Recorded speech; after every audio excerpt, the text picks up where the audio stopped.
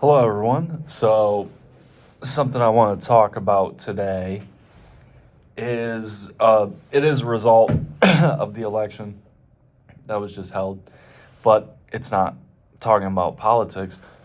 It's just talking about the idea of there potentially being more clothes made in America again. And I'm mainly just talking about this just to kind of see what you guys think because I'm really hoping that it can be a reality. I'm really hoping that there will be more companies that feel the need to bring back jobs here to the U.S. I mean, when you think about it as far as clothing goes, there's so many brands that used to manufacture extensively in America, but then they just decided to move overseas. And we obviously know why that is, cheaper prices and labor.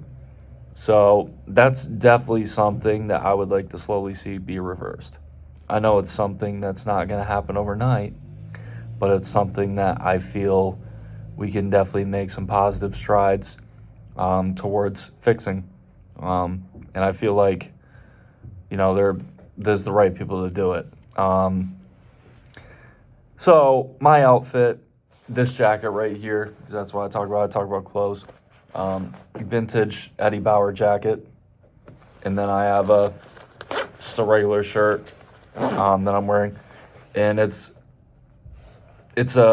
James Per Se is the brand. It's made in the U.S.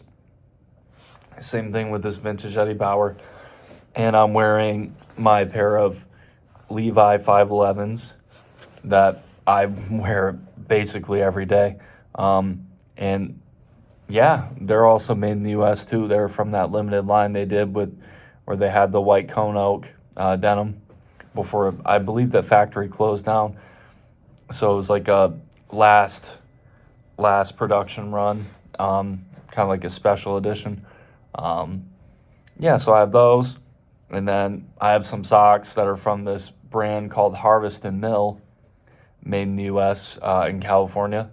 So I mean they're not the best. They're kind of just meant to be like a more ethnically made Hanes sock. So I'm looking into getting something a little bit better than that. And if you can kind of see in the background there, that's a bag, like a messenger bag. It's from Mr. Lentz. That's also a made in U.S. brand, handmade actually in a shop. So that's another made in U.S. brand that I have. And I would say majority of my clothes are made in the U.S. or, made in a country like the U.K. I have my Barber jacket hanging up over there, which is made in the U.K. So that's a country where they're paying their employees a livable wage to work. And I feel like that's what it comes down to. Oh, God. It's paying your employees a livable wage. Excuse me. It's very important. Very important. Because when they feel like they're getting paid a livable wage, they're obviously going to put more work and effort into the garment that you're buying. So that's a plus. Because I know a lot of other YouTubers talk about this too. But in clothing, we've sort of abandoned the model of buying things for them to last a long time. That model has been abandoned, unfortunately, by the promotion of fast fashion. So you got these brands like H&M, Zara, Uniqlo. They're coming out with clothing that is kind of like a here today, gone tomorrow sort of piece. You have it lasts for a little while, and then because of its poor quality, it fails. So you wind up just having to throw it away and, buy something else. So that's a very real issue here. So there's that.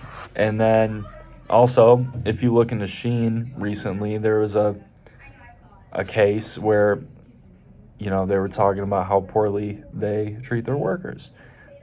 Because, again, they're being made in overseas sweatshops. So that's not good for anyone in my book. And I don't see how you can sit there and feel good about purchasing something that was made by a lot of times it's a child. It's a child that's working in these shops, underage, so they're taking advantage of child labor too, not even coming close to paying people a living wage. You're also taking advantage of children. So that's something that I never really was much into fast fashion, but, as soon as I found out about, all the, oh man, just all the horrible, unspeakable things that go on behind the scenes there, I knew that was never going to be for me again.